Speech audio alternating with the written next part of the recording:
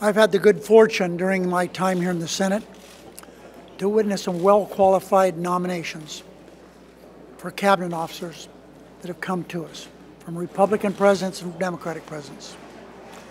But no one I've seen is more qualified in experience, education, background, and character than Loretta Lynch. It's time that we move forward on this.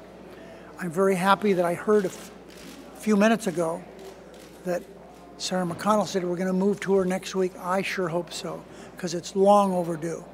It's extremely important we get this done yesterday. And so I'm happy that the Majority Leader has said we're going to move on it next week. I certainly hope that's the case. Senator Durbin. Hi, I'm Dick Durbin. I, too, am glad Loretta Lynch comes from my state and home borough. I had nominated her or recommended her to the President for U.S. Attorney, and she was great. And we're glad to hear that Senator McConnell wants to move her on the floor next week, but we hope that some of his colleagues won't hold her up.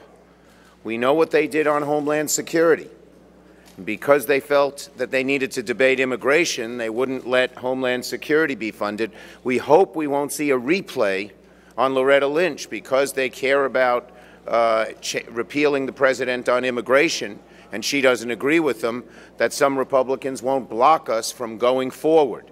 Loretta Lynch is eminently qualified, eminently qualified. They haven't found, they've gone over her record with a fine-tooth comb and haven't found a single objection. No one has objected to anything about Loretta Lynch, her character, her history, what she's done as U.S. Attorney. And so now they're coming up with this false argument about immigration. We're happy to debate immigration. It should be debated in its time and place. But for any of our colleagues on the Republican side now to defy Mitch McConnell and try to hold her up would be an absolute disgrace. We're urging them not to do so. We hope and pray they won't do so. But seeing what's happened in this Senate in the past, I'm a little worried about that. Senator Schumer. He said you. Did you hear my Illinois accent? He said you were. He was you. Sorry, I missed that routine. Go ahead, Senator Schumer. Thank you very much, Mr. Leader.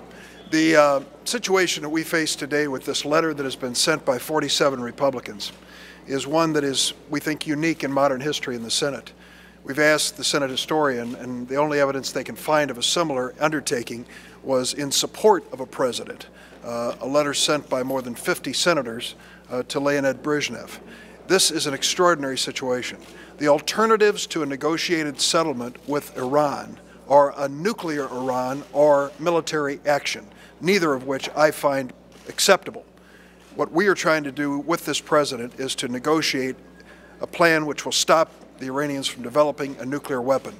What the 47 Republican senators did not take into consideration is that their message not only went to the Ayatollah, their message went to our allies who were sitting at the table negotiating with us on behalf of an effort to stop this Iranian expansion of nuclear capability. The message from the Senate Republican caucus was, don't waste your time. We're not going to approve it. That, to me, is not conducive in terms of reaching the stage we wish to reach in the Middle East, or in terms of keeping a peaceful world and stopping the expansion of nuclear weapons in Iran. I hope that cooler heads will prevail. I salute the 7 Republican senators who refused to sign this letter. Senator Murray. I'm glad to hear that the Republicans are going to bring Loretta Lynch next week. It's about time. I hope they don't play any more games with that. She is a woman who is highly qualified, has been confirmed by the Senate before, and it's time to get this done. But I want to say something about the Justice for Victims of Trafficking Act. That's the bill that is on the floor right now, and it should be about eliminating human trafficking. It should be about protecting women from truly horrific acts of violence and about fighting against human slavery. In other words, it should be a bipartisan bill with none of the political fights that too often consume us here. So let me be very clear. This bill will not be used as an opportunity for Republicans to double down on their efforts to restrict a woman's health care choices. Republicans are trying to pull a fast one here on human trafficking bill, but it is absolutely wrong, and honestly, it is shameful. I know there are a whole lot of us who are going to fight hard against any attempt to expand the Hyde Amendment and permanently impact women's health. Republicans know that too. So I really hope that they now choose to do the right thing and work with us on a path forward to resolve this issue and pass this bill without hurting women. Questions? Yes. Uh-huh.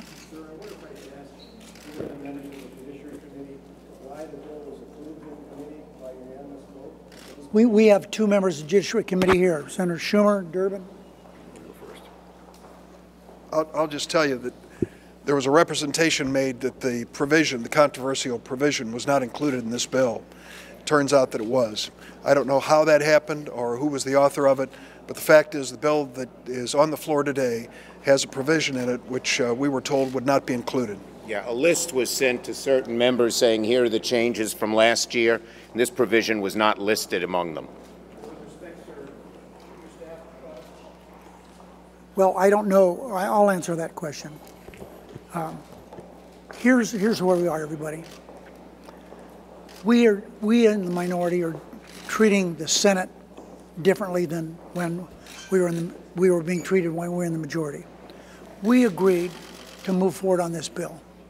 We did not have a motion to proceed to waste 2 days and then 30 hours. So we're going to move forward on this bill. We're on the bill, and these provisions, my caucus did not know about them. You can blame it on staff, blame it on whoever you want to blame it on. But we didn't know it was in the bill, and we are not going, as Senator Murray has said, the bill will not come off this floor as long as that language is in the bill. Yeah. Which all of you have criticized. Do you think that will discourage Democrats from supporting the Menendez legislation, or will it have no impact on that? What is your question? The question is, will the Republicans' letter to Iran discourage Democrats from supporting the Menendez legislation? No. The letter is, as was, the information came back from the government of Iran that they know how the American government works, and they know this letter is meaningless. That's how I feel about the letter myself. Yes. Hillary Clinton is scheduled to address the email controversy later today. Do you think that it was appropriate that she used a personal email while working at state? And do you have any concerns? I've said before, I'll say it again. I think this is as Senator Schumer has stated, it's a hiccup. She will respond when she responds. I'm waiting for her response. Do you have any concerns yourself, though, Senator? Pardon me? Do you have any concerns yourself about the safety? I've said I have no concerns about what she did. Senator Reid, Yeah. arranged a meeting with Senator Menendez with Secretary Sebelius about regulation that was of interest to a major Democratic donor. Can you tell us about that meeting? Was it proper? I was interviewed about a year ago. I haven't heard anything since. So that's all I'm going to say. Senator Reid, if Senator Menendez is indicted, should he step down as the ranker on the I try very carefully to not deal in hypotheticals.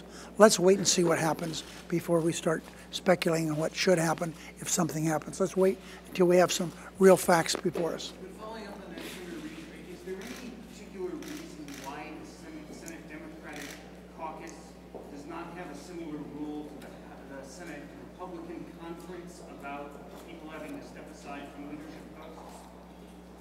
Are you asking what is it, why we don't have that? Beats me, I don't know.